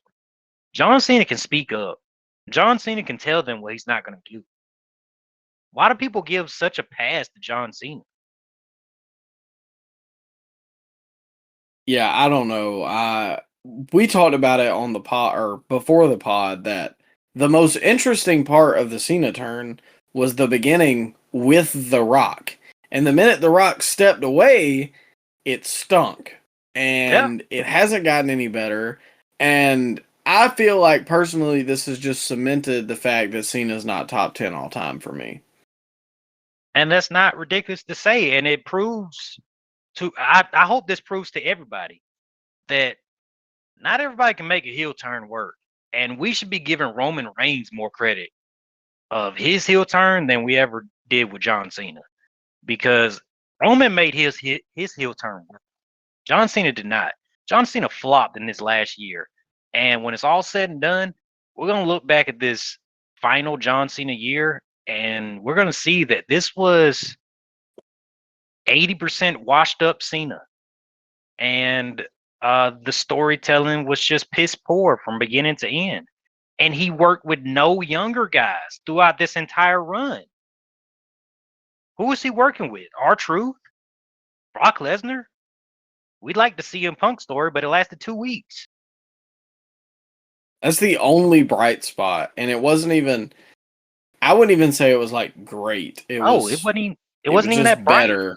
Yeah. It was like we turned the lamp on. It didn't get that bright in here. And it didn't last but 2 weeks. I just think that I'm at the point now, and I know what everybody's going to say. They're going to say, well, his first 6 years, people hated him. Roman Reigns, all time, higher than Cena. And do with that information what you will. But peak for peak, Roman literally reignited the business.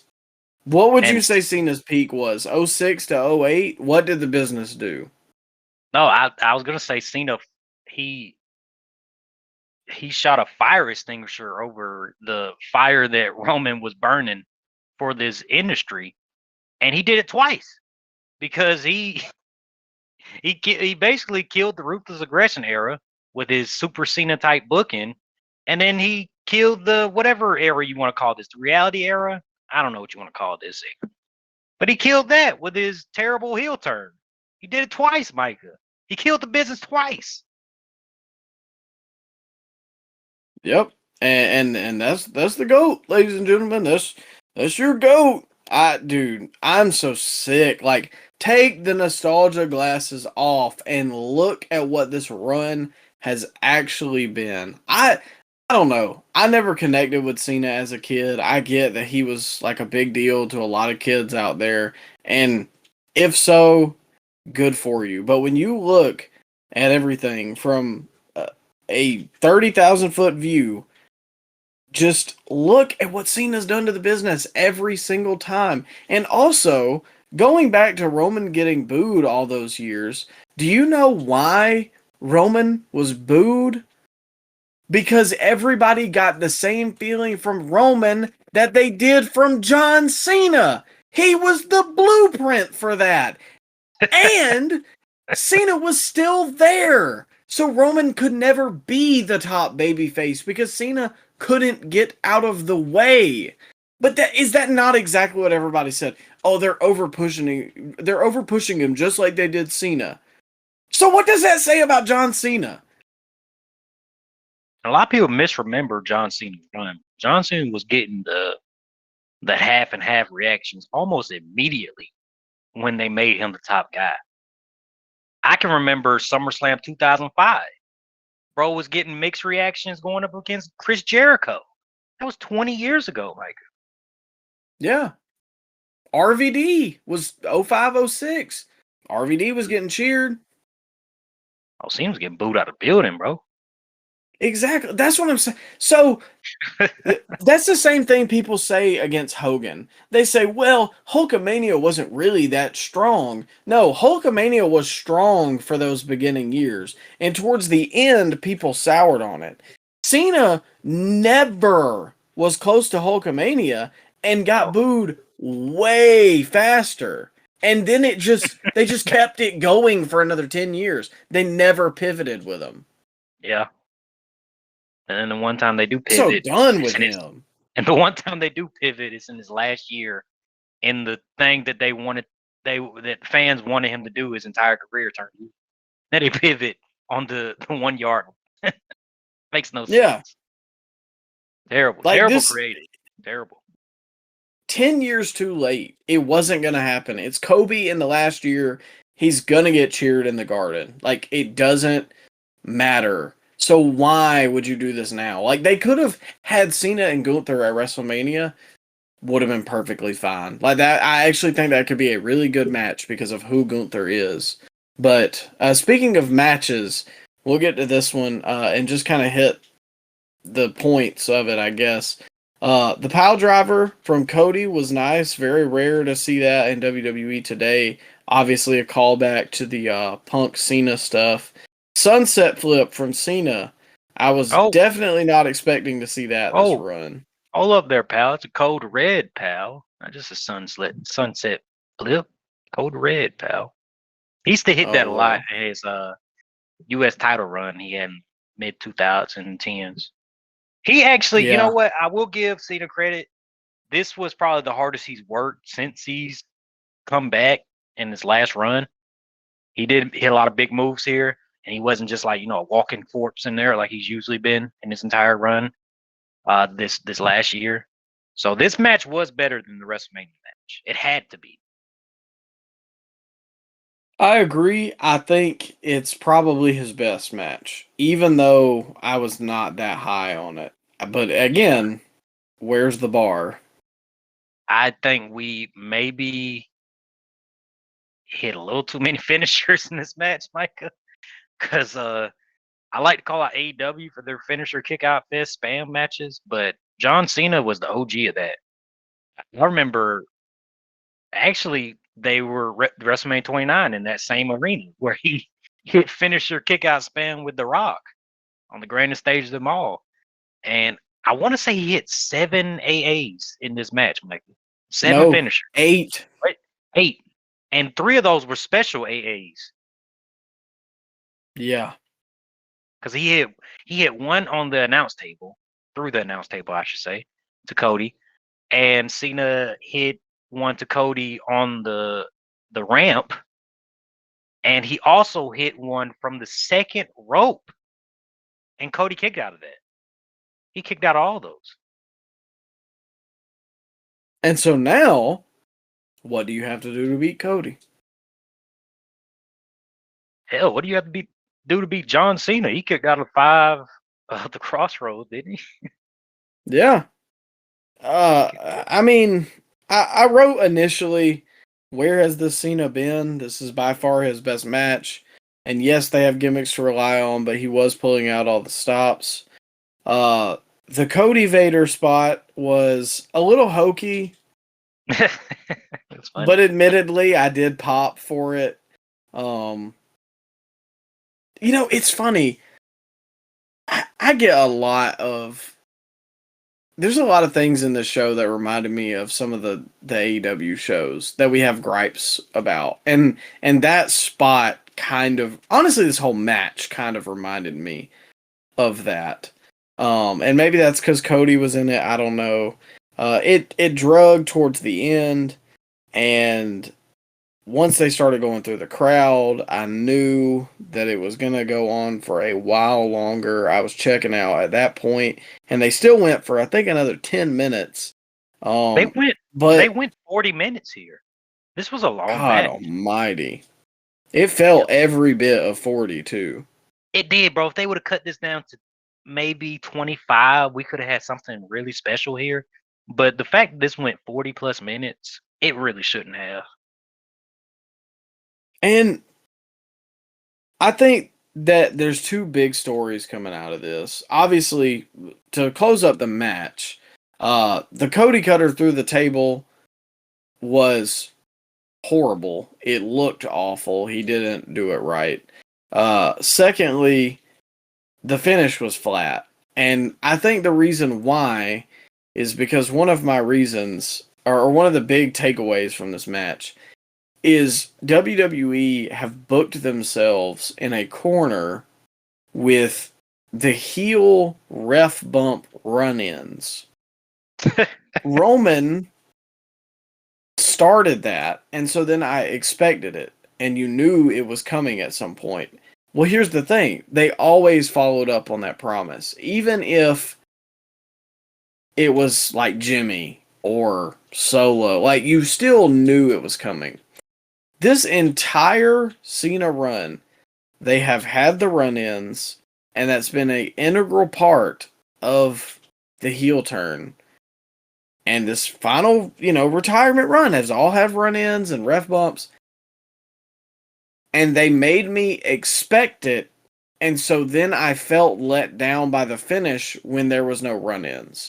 And some people will say, well, that's your fault for expecting that. No, that's their fault for relying on them so much that the finish becomes flat because I'm waiting for someone to run in.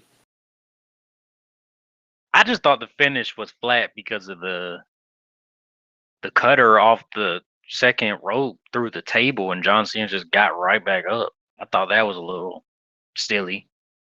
And the finish took a little too long. I just thought it was that was a flat finish, but I wasn't expecting a run in. Who could possibly run in, Mike? I thought we might get the final boss. Like, I really did not know. We did call that. It did feel like they were building up to something, because if they had to, because they hit so many finishers that you would have thought, hey, something big is about to happen, but then it just never Exactly. got. Yeah, I guess you got a point. Now that I've talked myself into it, yeah. And secondly, my second big takeaway was Cody getting booed throughout this whole thing. Yeah. Or I'll say this about the run-in situation. I was expecting maybe a Cody heel turn. Like, we were going to get something monumental taking away from this. And instead we just kind of got a match. But like I said, Cody got booed. And so, again, who does this help? Both of their matches were not good. I guess I could say this one was good. Or no, I wouldn't even say good. I would say decent. Because, like you said, if they shave off 15 minutes, fine. But, I don't know, man. I don't think this helps Cody. And coming away from this, who the crap is Cody going to face? He's already fought everybody. I think Cody, present day right now, is less over than he's ever been since coming back to WWE. And I'm not looking forward to him working anybody in this current state that he's in. I think if you were going to turn Cody heel, it was the right time during this match right here. This was the time. Yeah. But they didn't do that. And I think the people wanted it. Oh, yeah. Oh, of course. They would have popped big time for that. But they chose to go with the whole passing of the torch situation, which they've done with Cody a bunch of times already. Exactly. And that brings us to the biggest talking point of the weekend. The next big thing, Brock Lesnar returned. Hey. Oh, can I say something real quick? Go ahead. Whoever pointed that out in our chat, asking, do you think Brock's going to return? Go play the lottery, bro. I think you were the only one that predicted that. Do you remember seeing that when we went live? I think a broken clock is right twice a day, because literally, we talked about it. Every time we've streamed for the pay-per-views, they're like, oh, I hope Brock comes back. Oh, Brock's coming back. Like, dude. And every time I'm like, no, Brock's not coming back. Like, look at what he's going through. And I guess I got a big plate full of crow now to eat. There you go. We did predict the final boss, Brock, was coming back. We didn't think Brock Lesnar was going to come back. But it was a big moment when it happened. Crowd went insane. You see Cowboy Brock and got the ponytail. He looked good. Jacked. Initially, whenever I heard the music, I did audibly, like, I kind of got out of my seat and I said, oh my God. Shocking moment, yeah. Very shocking. And then I think the realization set in on me of here we go. What I can't get out of my head when I look at Brock Lesnar now. Well, what's in your head, pal?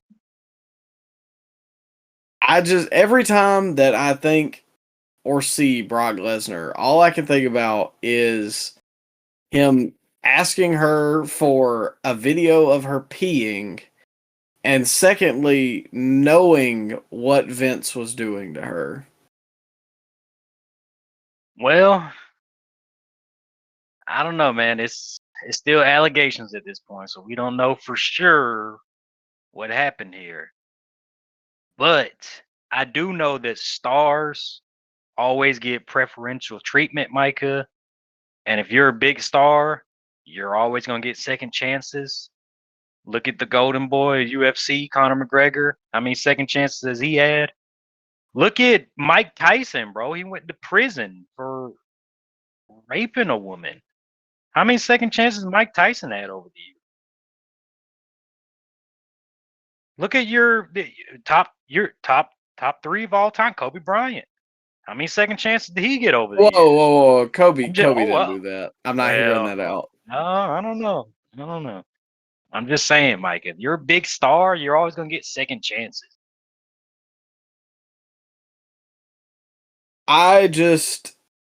And before we get too deep off in this, I'm truthfully not trying to be political when I say this. Here we go. But when they run the package of you or WWE at large supporting Donald Trump. You say me? Not me. No, not you. WWE. Say not me, pal. And you close the show with Brock Lesnar. I just don't know how much more bad PR you can do to yourself. And again, I am not like, listen, if you voted for Trump, that's your personal business. If you voted for Kamala, that's your personal business. I am genuinely not hating on anybody. My problem is, if WWE had supported Joe Biden 2 years ago, the Republicans would have been mad about it. Now that they support or run packages about Donald Trump, the Democrats are mad about it. And it divides sides. I don't like that. Let me pause that. Oh, they're not running hype packages for the president during the show. Most of that was to do with Triple H's new position, which, it is beside the exactly. It's still supporting that regime, though. I think it's more supporting Triple H more than the supporting Donald Trump. Because it's not like they ever, they don't. This is far from a UFC situation. Those are the UFC pay-per-views are Trump rallies. Let's be honest. WWE PLEs are far from that. So I'm gonna push back on that. I don't know. You know what? I'm almost more okay with what. No, stop that. What? No, because okay, like when Trump goes to. Okay, I see you there. Maybe the entrance is a little much. But like when he goes to the college football games and they show him and he's just in the attendance, like, whatever, it's the president, I get it. But this is like a full-throated endorsement. I don't think it's that bad. I don't think it was. Bro, during the UFC events, he comes out and fighters, damn near every fighter shakes hands with him. Like, this is far from that.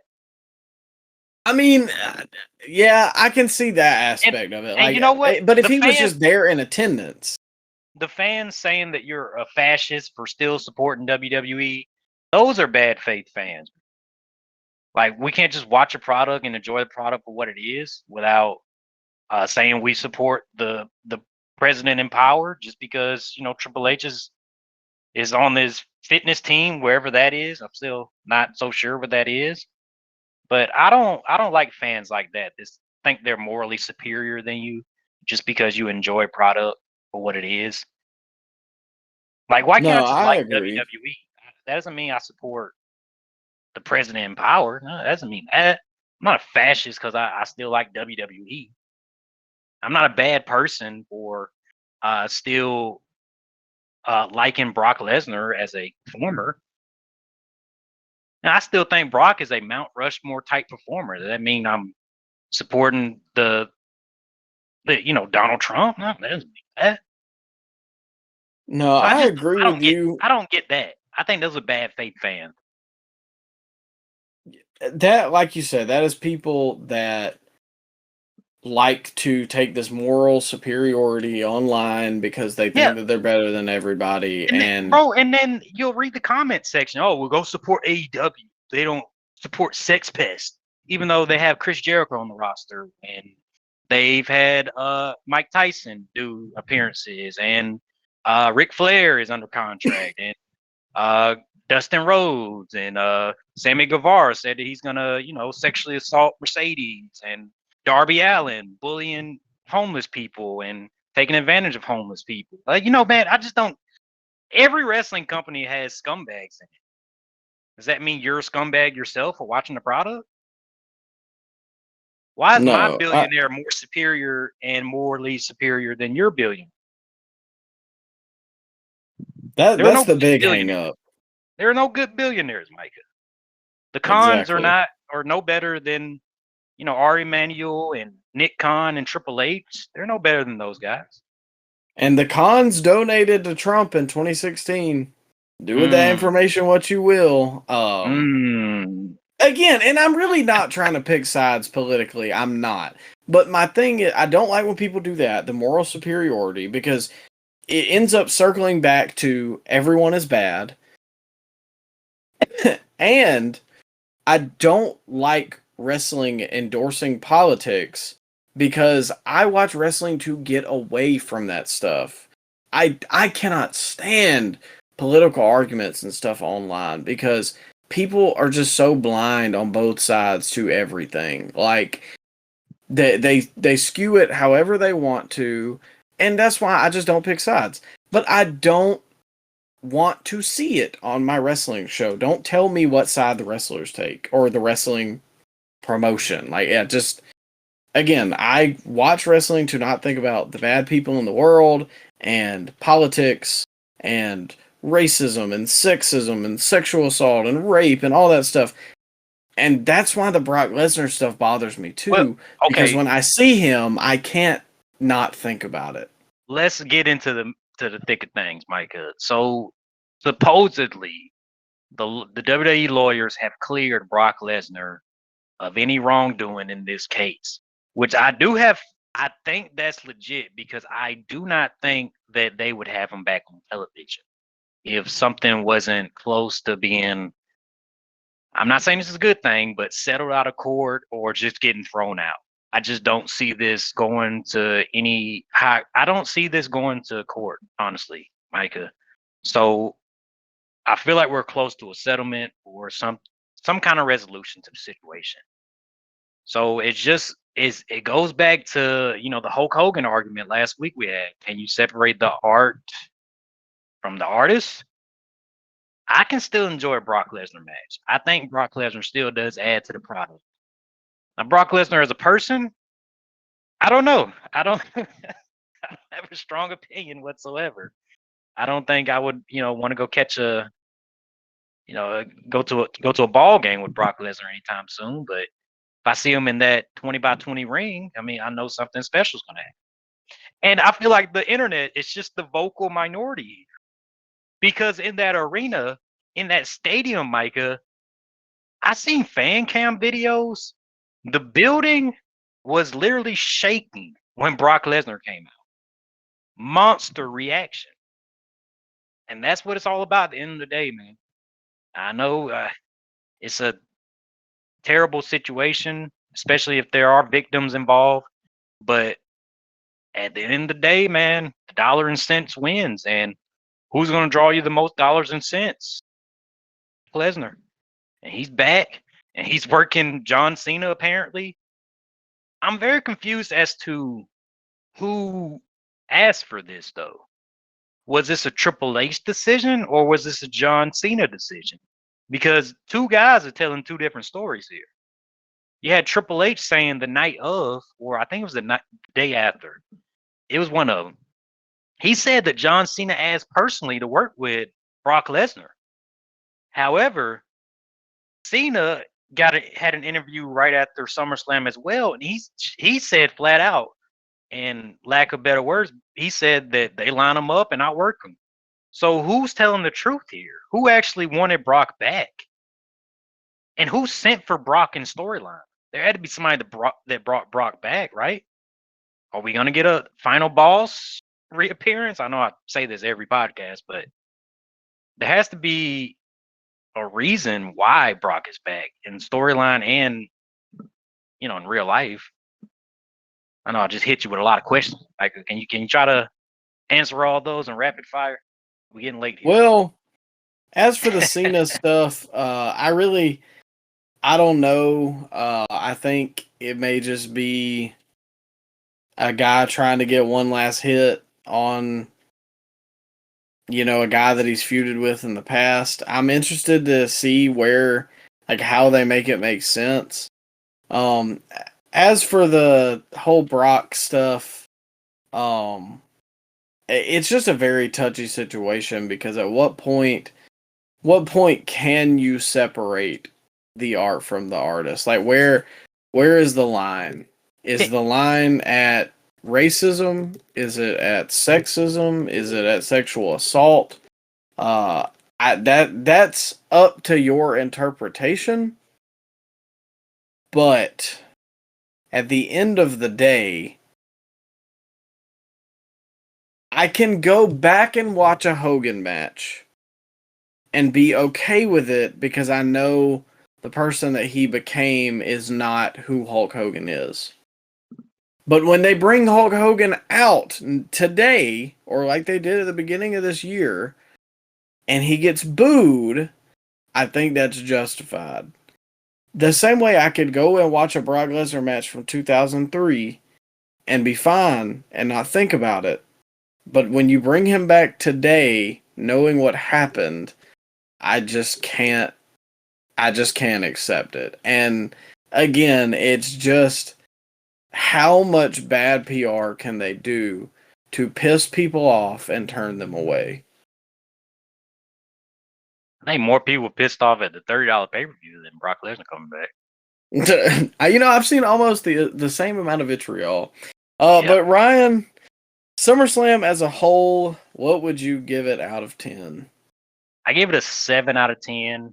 I think it had 2 borderline match of the years on the card with the CM Punk Gunther and the TLC match. And the main event night 2 was better than Cody and Cena's WrestleMania match. It was a pretty good match. Just went on a little too long, a little too much finisher spam. But overall, man, I go with a 7.8. I think I'll rank it higher than WrestleMania. So right now it's in my top spot for PLE of the year. I can't really. I think it's very reminiscent of WrestleMania because night 1, the undercard was kind of and the main event was great. And then night 2, the undercard was good and the main event was I'm not going to put it over All In or act like it was, and I don't think that it was better than Evolution either. So for that reason, I'm going to give it a 6.5. Well, I'll go 7, only because I gave a 6.5 to Backlash, and I do feel like it was better than Backlash. It's pretty good. Pretty good show then. I think it was a thumbs in the middle type show. Not a thumbs up, not a thumbs down. Thumbs in the slightly up. Yeah, if it wasn't for the Punk match, it would probably be a lot lower, honestly. And I'm assuming that is both of our unanimous best match of the weekend, right? Yeah, TLC match is pretty. I mean, I love that match. So they battling out for 1 and 2, 1A, 1B. Yeah. Well, I think that's gonna wrap us up today. I know we went kind of long, but a lot to unpack. Obviously, big news with WWE, and all that good stuff. Plus, it's been a little bit since we've talked about some current wrestling, considering we had the episode 100 last week. Before we get out of here, thank you guys so much. We're over 2,000 followers on Instagram now. I think we're closing in on 25 already. We just hit 7,000 tonight on TikTok, so closing in on 10 there. Once again, I know I say it every week, the support's been crazy. Make sure you're following us there for exclusive content, as well as checking out the YouTube. If you're listening to this on Spotify, if you're listening to this on YouTube, check out the Spotify. We got Twitter as well. Come back next week. We'll have our weekly reviews, because I think we're out of the pay-per-view extravaganza now. But thank you guys for listening. Take care of yourselves over the weekend, and have a great one.